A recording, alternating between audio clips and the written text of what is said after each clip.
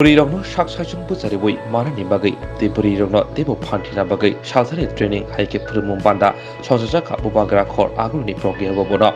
asani panda jati mushike ichengirika hastini yaksu montiokra Jishnu Deborma logyumajaka tangbedini kubuni adongro SSC ni bisingti hastini burirokni yago samung phaima bai belai kaham bothaibo manka Gozam hapni jonawo SSC bodoli mungsa samung humungrok yago kri tongmani afro kai burisai SSC bodol tongmani phiaba tabok ketal hapang phaimani ulo kai thamsi burisai SSC bodol tongo haini bai hastini hamkrai engka burirok saksajumbo busawi manka burirokno soi samungo thepawoi manki hastini hamkrai debo ungnai hini saka hastini yaksu montiokra Jishnu Deborma আমরা মা বোনরা টাকা দিয়ে কাজ করে দিব গর্বের কথা শুধু আমরা চাই আমরা একটা প্রকল্প করেছি 7 দিনে 7% লোন প্রাইভেট আবাস যোজনার জন্য সিও আমাকে বলছে একটা নতুন পলিসি তৈরি হচ্ছে হর্টিকালচারের যে প্লান্টেশন সেটা ইমপ্লিমেন্ট কি করবে এসএসজি মাধ্যমে করা হবে সিএলএফ এর মাধ্যমে সেটা একটা বড় প্রকল্প প্লান্টেশন আগে করতে কি হর্টিকালচার এখন করবেন আপনারা সব কাজের সঙ্গে আপনাদের যুক্ত করা রেগামিক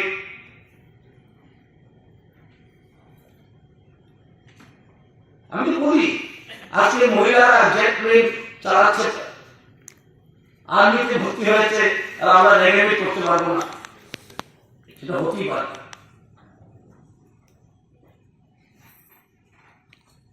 এবং উন্নতি করতে হলে গ্রামের আমাদের প্রধানমন্ত্রী পায়ে বলেন গ্রাম স্বরাজ মিশন গ্রাম স্বরাজ বলে আমরা প্রশ্ন করছিলাম স্বরাজ হয়ে গেছে 1947 সালে স্বরাজ মানে ইন্ডিপেন্ডেন্ট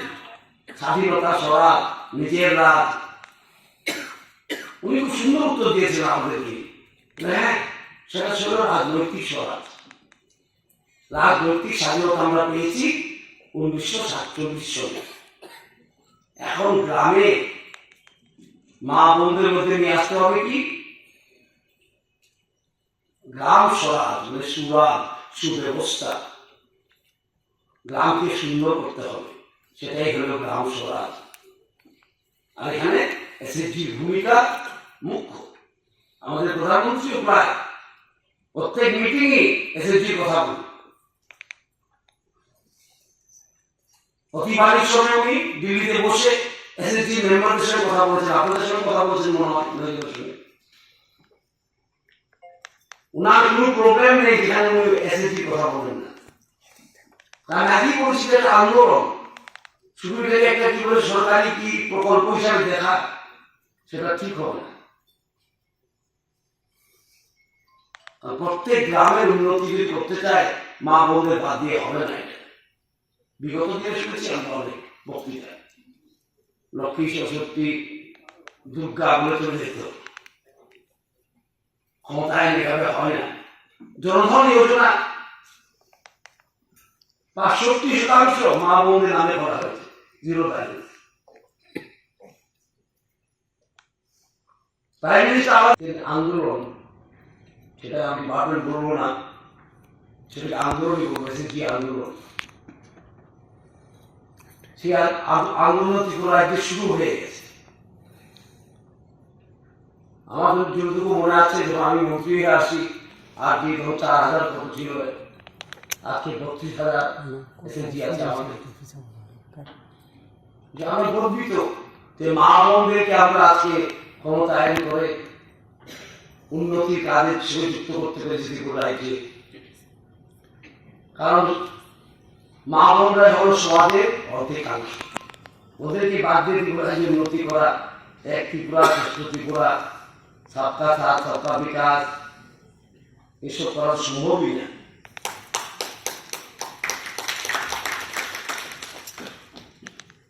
এবং আজকে দেখলাম দুটো প্রেজেন্টেশন শুনলাম মানে একটা কলসি একটা ডুবনগরে আমি কিন্তু বহুদিন রাজনীতির সঙ্গে যুক্ত এবং ঘোরাঘুরি অনেকদিন ধরে খুবই গ্রামে গঞ্জে এত কনফিডেন্ট ভাবে কথা বলা আমরা কাজ করেছি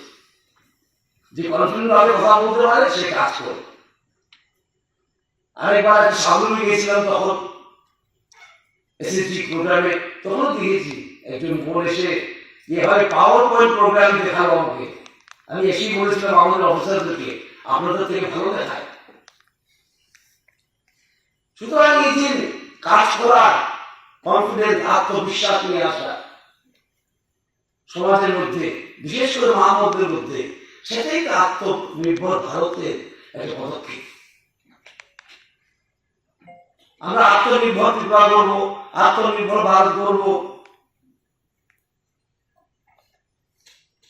আমি নিজের মধ্যে আত্মবিশ্বাস নিয়ে আসা যে আমরা করতে পারি। আমি বলেছিলাম মঞ্চে, আমাকে বলেছে সিইও টিআরএলএম কোচিং সিএলএফ নাকি পুরস্কৃত হয়েছে। আমি ওকে অভিনন্দন জানাই এবং আরো কাজ করার জন্য উৎসাহিত করব। নতুন নতুন ধরনের কাজ এবং সিএলএফ সেটা হয়েছে মনে হয় 3-4 বছর আগে থেকে, এর আগে ছিল না, যদিও জানি আমি। এসএসজি, বিও, সিএলএফ সংগঠিত করা, মা বোনদের আন্দোলন সংগঠিত করা যায়। এখন গর্বের কথা ত্রিপুরায় যেহেতু নাই বলি যে মা বোনরা লোন নিলে ব্যাংকে টাকা ফেরত যায়।